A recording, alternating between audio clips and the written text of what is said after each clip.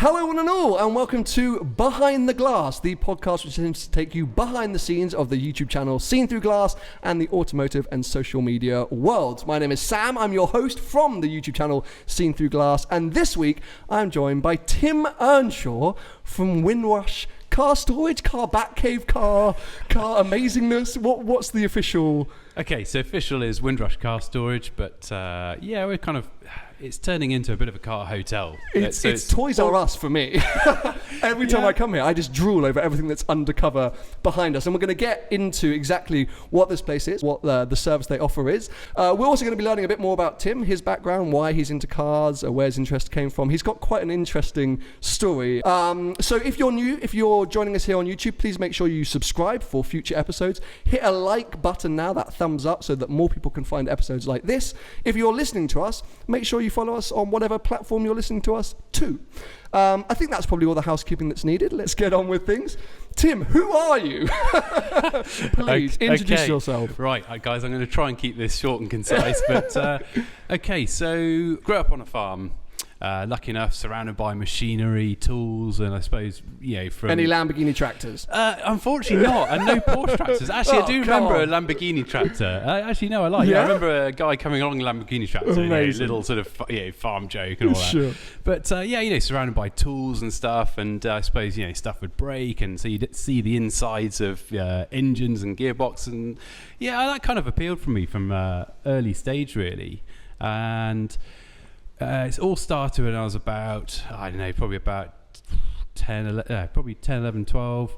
Had a Land Rover on a farm, and it was great. Learned to drive around a farm, all safe and environment, all of that sort of Amazing. stuff. So, not hitting any sheep. Or trying not to. And it was, and of course, brother had a quad bike on the farm, and ended up having races and all that kind of stuff. So sounds amazing. Yeah, a few accidents along the way, but all sort of grounding stuff, I'd say.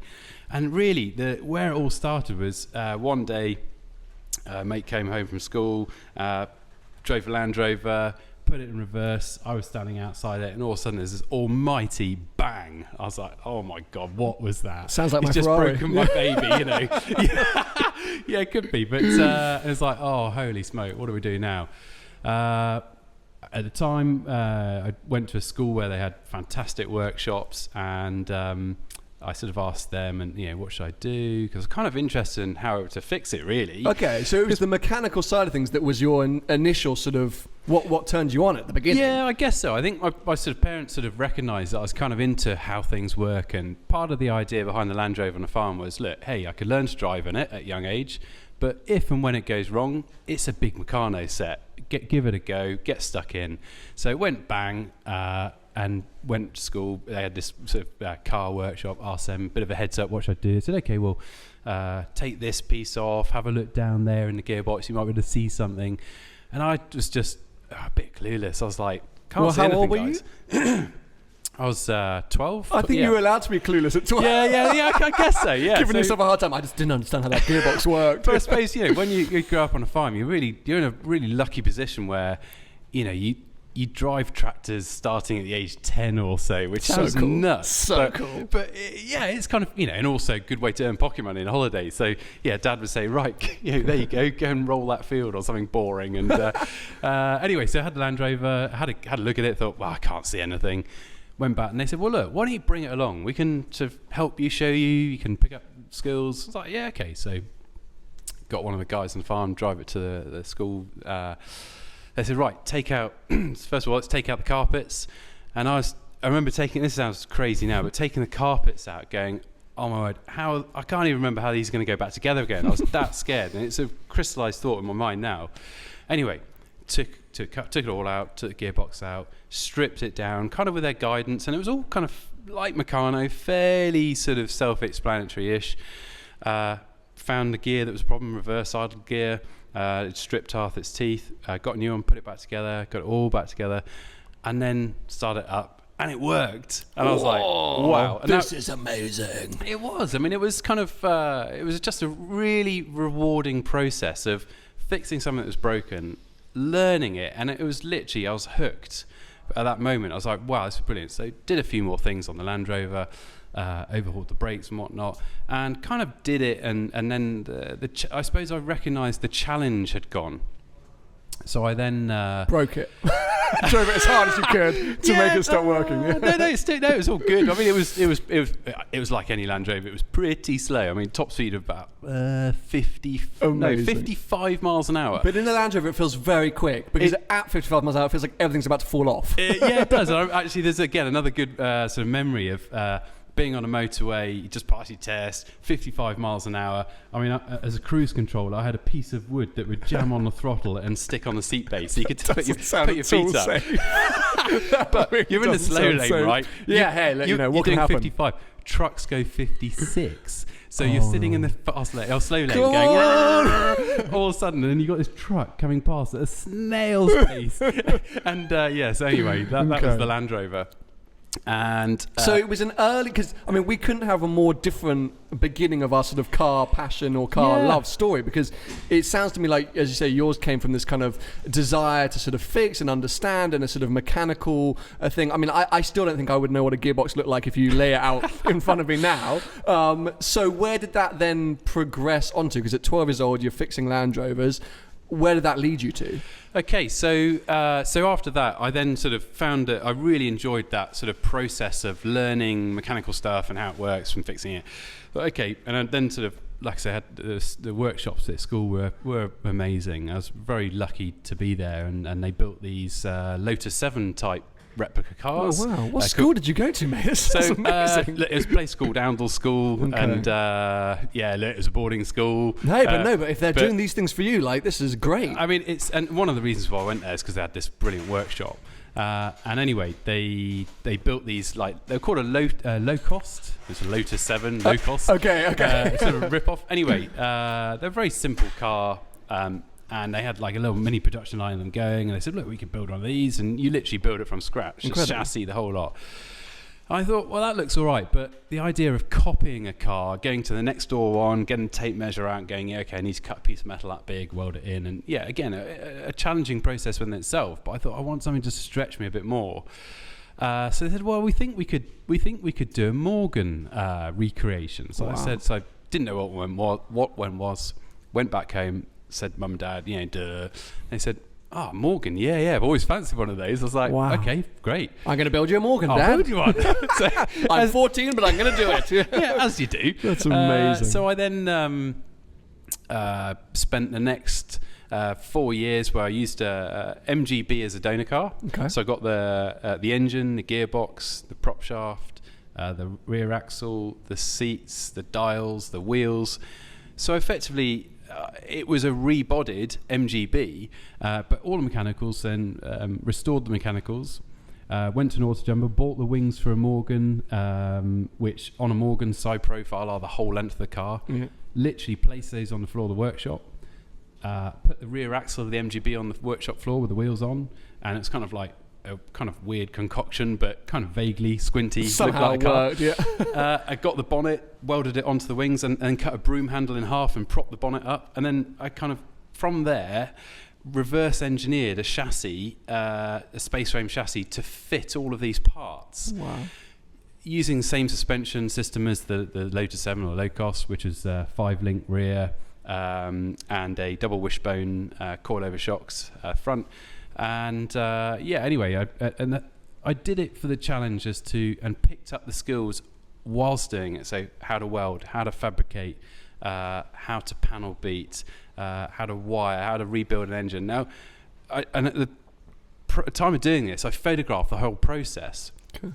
And I look back at it now, and I'm kind of amazed that I had the time to do it, but how I did it. And I know it sounds mind-boggling to do this at the age of 13, 14. To me, it really does. But it really did kind of come, I know it sounds big-headed, but it came natural to me. I've just always been good with my hands and learning it. And then when somebody showed me how to do something, I just took it and ran. And occasionally, the teachers were busy, so you'd say, "Oh, can you show me how to do this?" And at times, you just actually had to give it a go, figure it out yourself, trial by error. And actually, like a lot of things, often the best way. And anyway, left school, I built this Morgan recreation.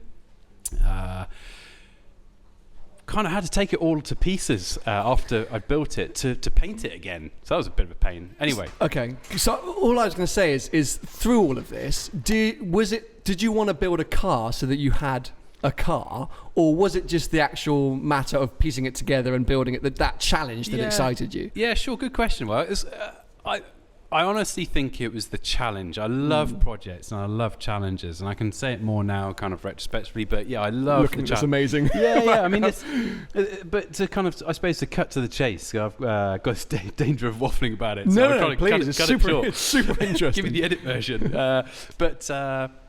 So long story short, finished this Morgan. Spent 5 years building it. Catalogued it with photographs. Still got it in my office now. Thousands of hours of building. And then thought, right, this is my baby. I kind of wanted to drive it, but really wanted to preserve it. I knew that it was more valuable to me than anyone else. At that time, I was going to uni, so it was not always had eyes on it. And it was in the workshop on the farm, and of course, naturally picked up the odd ding, the odd little chip here, and it was kind of like, make you want to cry. So again, lucky enough to live on a farm. We had loads of buildings, and I sort of identified one and said, look, to my dad, look, any chance I could have that and create a man cave, put my car in it, be safe. And so anyway, I then did that, concreted the floor, painted the floor, put an alarm in it, put a roller shutter door. So cool. Turned a really sorry state building into a man cave. Like you said, everyone's dream. I mean, everyone's literal dream, and then you put your car that you built in that man cave. Yeah, that's it. And I kind of, at that stage, I did it for me, but then I thought, as soon as I finished it, I thought, again, I love the project of doing the conversion of the building, but I thought maybe there's other people that want to put their car away too. Now, at the time, my dad thought I was nuts. He said, why would anyone buy a car and then not store it at their own house? They're not going to be able to drive it. Anyway, I got a website built with some friends, got a little bit of advertising going, just to give it a go, a hobby. And I had a guy locally who put an E-Type with me. I then had the second customer, I think, guy who had a Mitsubishi Evo 6. Nice. Yeah, it was seriously nice. Silver. It was absolutely mint. And this guy loved it. It was his baby. But he just got a posting in the US for, I think, 2 years. And he was going, okay, I've seen your ad. I want to put So he didn't want to sell the car, but he didn't have anywhere to leave it. And of course, so then there was this kind of like, when you think about it, this weird sort of balance. There's someone who's never met me before. He's giving me his baby for 2 years, and he wants me to look after it. Now, what, of course, again, with hindsight, gave people so much comfort was the fact that with my Morgan there, I could talk to people about my Morgan, what I did, and they were like, okay, this guy kind of knows what he's doing mechanically, and it's his baby, so my car's going to be looked after likewise. How old were you at this point? So I was, it was 2004, so I haven't done the man... I wasn't going to age you. You've been much more vague than us. I haven't done the man maths of it yet, but you were young-ish. At a guess, I was probably, 20 odd. I mean, so 20s. 24, I guess, 24-ish. Okay. Yeah, 24. So if I turned up with my Evo 6 and a 24-year-old opened the door and said, yeah, cool, I'll look after it for a couple of years, I think I would have been a little apprehensive. Yeah. But also, if I was 24 years old and I'd built a man cave for my Morgan and people were bringing their cars, I'd be like, I'm now the biggest baller of all of my friends. Like, come over to my man cave and I've got an E-Type, I've got a Morgan. I would just be like, if Instagram was around, I would have been all over that. I would have been all over that. Pretending everything was mine. It's kind of like, again, it sounds like, makes me feel so old. This was kind of like before social media, kind of like... Before the internet. Before the internet. Almost. But yeah, like, I remember my dad, when I set the business up, he was kind of like, oh, you want to take an ad in the Yellow Pages? I was like, Yellow Pages? And then he said... For those listeners who don't know what the Yellow Pages is, it was Google before Google existed. Again, typical farmer. Anything I need's in that Yellow Pages.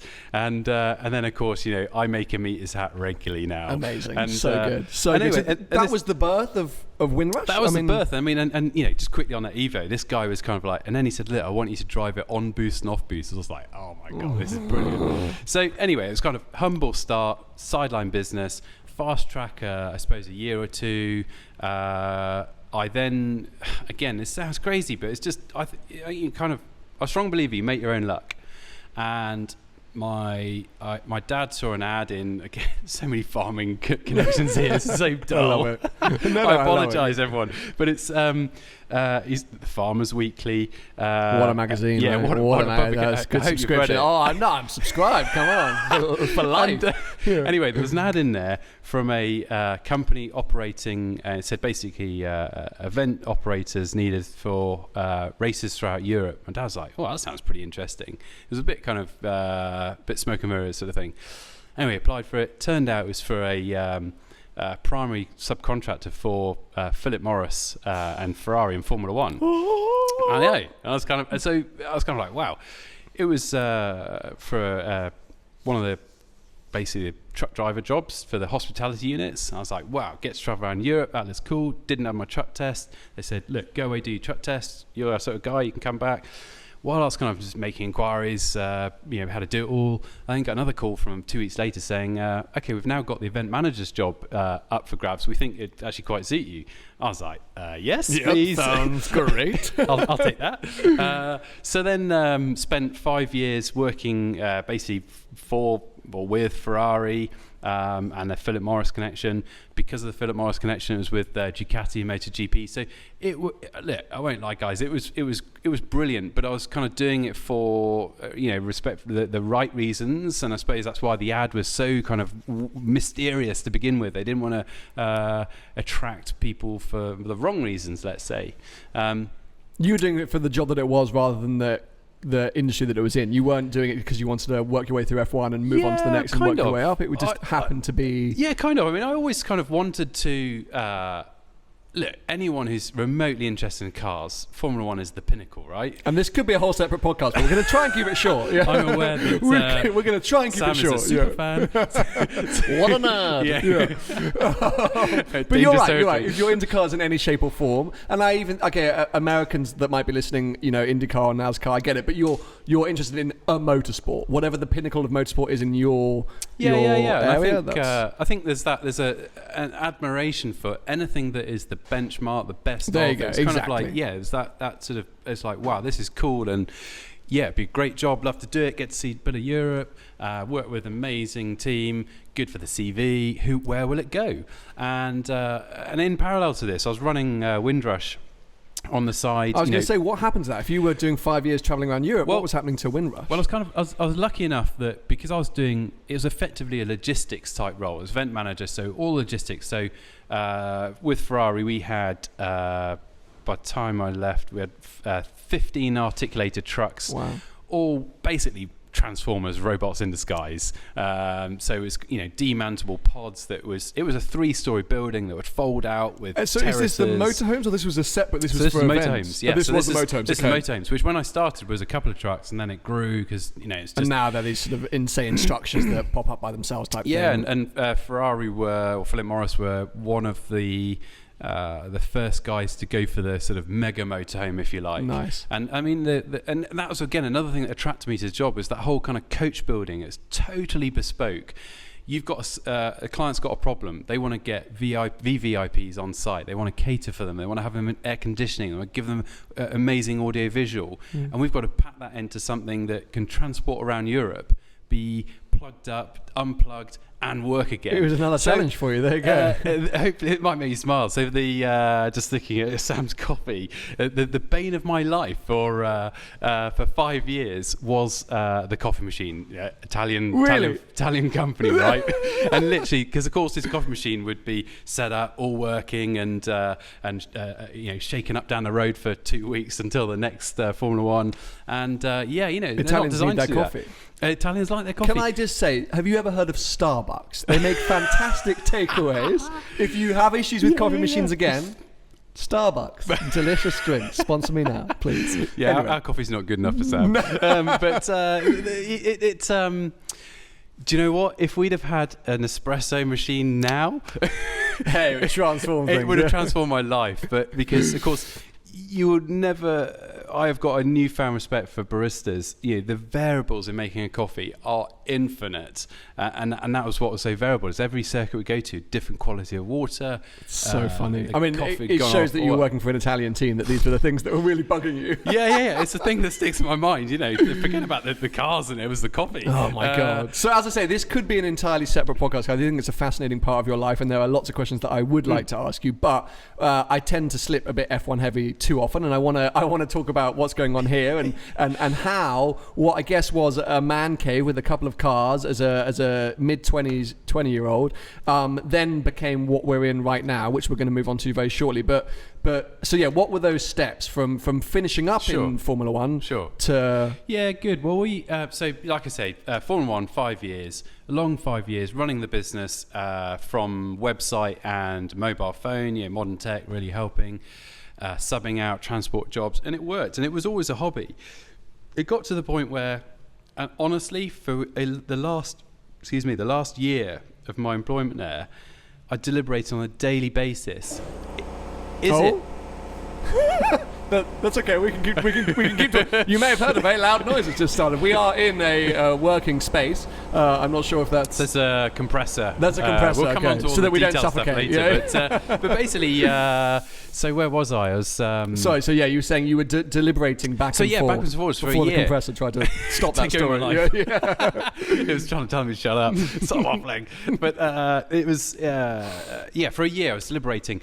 Do I want to turn my hobby, something I love at the evenings and weekends, into my full-time job? And at that time, I think I had probably 30 cars in storage over a winter period. So enough to keep me busy. And of course, in that last year or so, I was finishing work. So I was based in the UK, managing the guys at a distance. I go out to the back-to-back races, go and help drive the trucks up to like Monza Spa, Hockenheim, Budapest, that kind of thing. But I was lucky enough to be in the UK that I would finish work. I would then leave work at 5, drive back to the Cotswolds. So if Sam wanted his car out the next day, for example, go and check the car over, polish it, whatever, then go back to London the next that evening. So I get back to London at midnight, whatever. And it was just I had no evenings and weekends. I had no life. You were between the two, you were working flat out. It was pretty full on. And anyway, that was kind of that deliberation. Do I want to turn my hobby into what I do every day? Because it becomes a very different beast at that point, right? Yeah, it exactly. I suppose ultimately I didn't want to fall out of love with my passion. We love cars, and it was kind of, I don't want to end up resenting them. So anyway, one day just made the decision. I think probably was I married then? Maybe. Let's pretend like you know. Let's just say I was. Yeah, I think I was married. Just in case your wife's listening. Yeah. I was definitely 10-year married. wedding anniversary. I think I was probably married at that point, and it was kind of joint decision. Yeah, come on, let's get out of town. Take a gamble. Let's go for it. And honestly, from that day of handing the notice in, I suppose from giving the business evening and weekend attention to full-time dedication, I haven't fallen out of love. I love it. Incredible. I love what we do. I love making people happy, and I suppose that's what it's really all about. I think, it's such an interesting point, really, because I would say that I had to do the same at one point with this YouTube gimmick, where I was, that question of I was still working, I was still doing my disastrous PR consultancy, and, I was busy at both, and I couldn't do both the correct way without giving one up. And I was very aware that making videos and cars was a passion, a thing I loved. Did I want to make it work? Would I fall out of love with those things very quickly when because when it becomes your full-time job, you need money. Yeah. There's no, you can't get pretend away like from it. Yeah. You need money. So it's a different mindset. But one thing I learned very quickly, and I'm so grateful that I made that decision, is when you are doing something that you absolutely love, it doesn't really feel like work. Every now and again, you have to make those cutthroat decisions, and it's business and blah, blah. But all in all, you wake up each morning going, this is pretty cool. Like, it's quite cool that I get to do this as a job. Yeah, absolutely. And look, we rough with the smooth, right? There's it. It's 24/7. You are thinking about work pretty much non-stop. Especially, we focus firmly on delivering the absolute best customer service. So storage is kind of the tip of the iceberg, and so you don't ever turn off. And that's why I didn't want to fall out of love with it. But I think that let's just say 1% of the time you've got a tricky situation to deal with. that for that moment you kind of think, oh, this is hard work. But then 99% of the time, you're loving life. You're surrounded by people who love their car and enjoy the service. We make their life easier, and honestly, it's a pleasure. We're really privileged to do what we do. Well, let's get on to that. Let's talk about what you do, because we've now sort of introduced you, so hopefully you guys listening and watching are more familiar with... From the farming chat. If you've skipped the last 20 minutes, you're idiots. Go back and listen to who Tim is. Which was super interesting. But, you may have noticed, again, if you are watching us here on the YouTube channel, that we are surrounded by some pretty incredible cars, a lot of them undercover. Let's not pretend that this is not a LaFerrari right behind us, but it is undercover. We've got 488s, we've got Carrera GTs, and a whole load of things. Last time I was here, you had a Bugatti Chiron pulling out. It's absolutely unbelievable. This is literally a bat cave at a top secret location, and this is your main storage facility, would you call it? Because you have another one, right? So yeah, do you know what? It's rapidly become our main show. So Cotswolds is our HQ. Oh, okay, because that's where you moved with your wife to start the business. Yeah, that's right. So family farm's back there, and that's where basically we don't do any farming now. I've taken over the place. Amazing. But don't worry, my dad charges me a healthy enough rent. Brilliant. So basically HQ's back there, where it's 2004 started, so we're year 14 now. It ran there for 10 years. We've got look, I don't really like to talk about numbers, but actually I'll give you some numbers just to put it in context. So we've got 200 cars in the Cotswolds. We've got 150 nearly here in London. Wow. It came about 3 years ago or so, maybe 4 years ago. The passion for the business, the word was beginning to spread. We're getting a good reputation, hard earned, and people phoning up saying, "I want to put my car with you. Where are you?" And we're like, "Oh yeah, we're in the Cotswolds." And they're like, "Where's that?" And we're like, "It's about 2 hours outside of London," and it was just a turn off.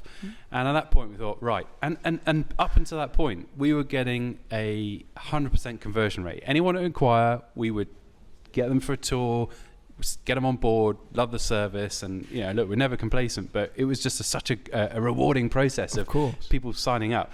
And then to not have people sign up because we weren't in London was just, it really pulled at my heart. It's going, So look, it is a business, but emotionally we love what we do. So did loads of research, and then found where we are now. And it was a long journey to get where we are now, find the perfect place.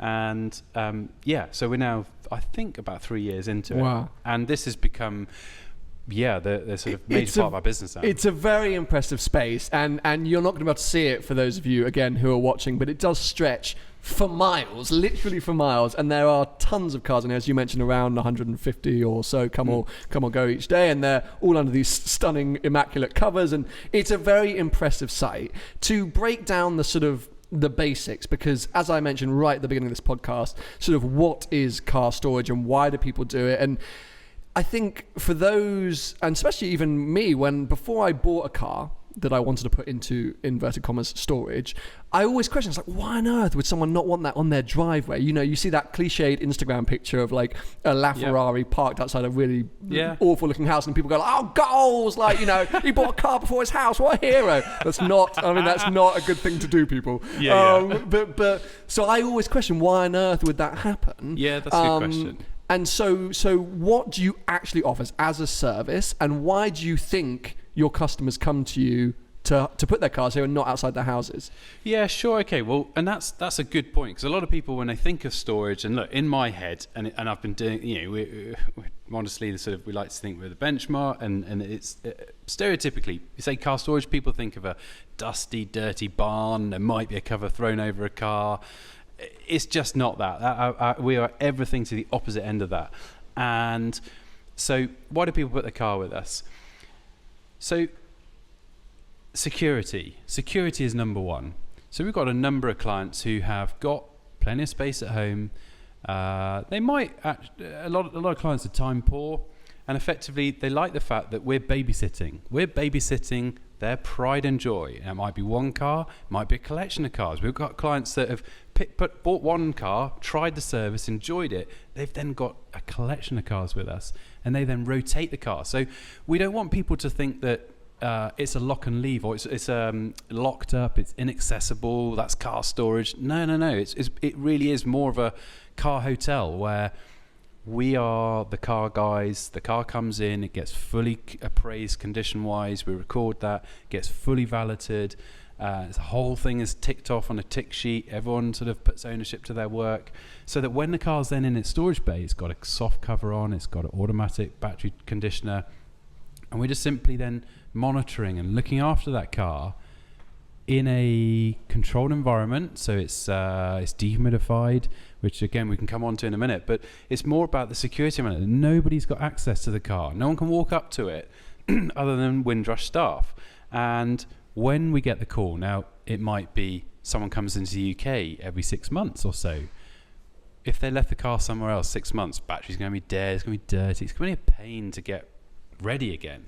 So it's there, it's on the button. Or we've got clients that use their car every day, every couple of days. All we ask for is just that heads up, I'm coming down. Because the car's already pristine under the cover, we're giving a kind of, like bit geeky, but pre-flight checks. So we're checking the clock, we're topping up the screen wash, we're doing the tyre pressure. So we know that when it goes out the door, although the client's paying for car storage, they don't need to do anything. A lot of our clients are time poor, and that's where we really come into our own. It's that it's whatever the question, the answer is always yes, and then we kind of worry about how we're going to do it. You're like, oh my god, why do we say yes to that? What an awful decision. But it's kind of never say no. It's that's the sort of mindset, and I think the type of client that we've got on board appreciate that, because they've got hectic lifestyles. And that's, again, I think just one point I want to pick up on is that people go, oh, what a crying shame, these cars are all locked up and they're not used. Look, there's one or two that are not used, but I'll assure you that actually 99% of our clients are car guys, girls. They love their car, and that's why it's with us, because they want to tuck it up, they want to look after it. Well, I mean, I think this is a huge thing. So to be completely open and honest, I unfortunately don't store my car here at Windrush, but I'm hoping this podcast gets me mate rates from Tim, so we'll see how it goes. But working on it. I keep my car in a separate location, but I do keep it in an underground, supposedly safe and secure storage location. And the reason I do that is for a lot of the things that you've just hit on. Firstly, I travel a lot because of YouTube and work, and I would not feel at peace of mind leaving my car outside my house. The space outside my house is open to the public. Anyone can walk up. Firstly, I don't have a battery conditioner there, and 360 battery lasts about half a day. So I couldn't leave it outside. And I'm so obsessed with that car. It is a child to me. The thought of it being out in the rain whilst I'm off in Monaco, or the thought of maybe someone coming past and scratching it by mistake, or a delivery man or whatever, I would not be able to relax. So that's why I put the 360 in storage. And as I say, we have to say storage with inverted commas, because I do think there's that kind of thought process, or storage, or it's locked away for 3 years and you're not going to touch it. I drive my car probably, sometimes I take it on big road trips, but once every couple of weeks, at least, if not once a week, going in and taking it out. But I know that when I'm not driving it, it's tucked up, it's somewhere safe, it's somewhere dry, it's got battery conditioner, and it's secure. Obviously, here, you guys go that step further and that whole level above, and I think I can understand why you have some of the cars that you have in here, but I also love the fact that you do have some cars that you wouldn't necessarily expect to be locked up next to a LaFerrari. It's just people's pride and joy. It's cars. If we're passionate about cars, you want the best for them. It's a ridiculous thing, isn't it? Look, I've got a few sort of more quick-fire questions to round things off. You're allowed one pass. What was your first car? I mean, we've talked about the Land Rover, but what was the first one you went out and bought? Okay, first car I bought. So, properly mine. Yeah, I like that. Mark II Golf. But it was the diesel, so it was 1.6. I think. It was like a tractor. Nice, yeah. But it was still a Mark II Golf, right? It's still a Mark II Golf. That's I still did awesome. put the GTI lights on the front. Okay, just to try and scam people. I love that. I had a Mark IV Golf as my first car, and I put all like Halford's chrome strips on. I don't know why. I don't know what. Very dice. Very dice. Almost. Okay, and then what would your dream next car be if you were to purchase a car in the next 12 months? So, I've just bought the Golf R after loads of research. So basically, I had a B5 RS4 Avant. It was great. It was kind of, like a poster car for me. But do you know what? It's a modern classic, but it was too good to use daily. And also, it didn't have all the modern comforts. Like, it had firm suspension, it was manual. And I'm getting old and, moaning about it now. But I've got to say, the Golf R, I'm so excited about it. It ticks a load of boxes. Amazing. I've just run it in, so literally I've just hit 1,000 miles, and now starting to So asking you what your next car is a bit cruel at this point because you're so excited about your Golf R. I kind of like stealthy cars, so I'm not really that showy. So I like so the Golf's in the grey. So do you know what RS4 I like? Okay. Although I have to agree with I think it was your last podcast I was listening to on the way here, that the RS has kind of just lost that special. Spelled down a bit, hasn't it? It was always supposed to be, that really kind of special car. Every few years, Audi would bring out the new one. Anyway, so that's kind of. Although we've just done a new car detail for a client who's bought a new RS4 Avant, and that is very cool. Nice. In Nardo. Very nice. Cool. Very nice. Okay. Yeah. So kind of non or stealthy cars I quite like. You've just broken in the Golf R, so I won't pressurise you too much on that. Don't pop my bubble just yet. And the final question then: do you have an all-time dream car? One car that before you're old and grey, you hope to be able to get? Do you know what? Honestly, Sam, this is the danger of this is the worst bit about the job. We work in a sweet shop. I think that variety is the spice of life. I honestly do. I think that I've also got going back to my Land Rover days. I've got a 1949 Land Rover. It's like a Series 1. Okay, awesome. and any one of those Land Rovers, it's kind of lights behind the grille. They're really cool, but it goes top speed 40 miles an hour. I can have if you ever get there. Yeah. So there was a time when I had RS4 and the Land Rover. I had probably as equally as amount of fun in both of them, different times, because one was how they make brilliant. You feel, right? It's not all about speed and V12s. It's the soul, and I think the soul of the car. So different cars have different soul. I think it's very interesting with the electric cars that are coming on now. We got offered a test drive in a Tesla the other day. Okay. And it was lightning quick. Not much else. Do you know what? I'm glad you said that, because it did lack soul. Yeah, and I kind of feel bad saying that.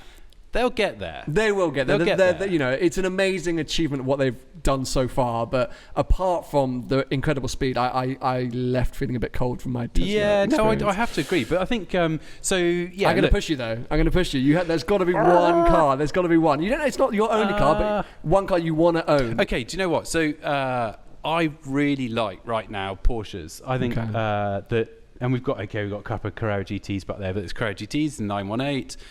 Do you know what?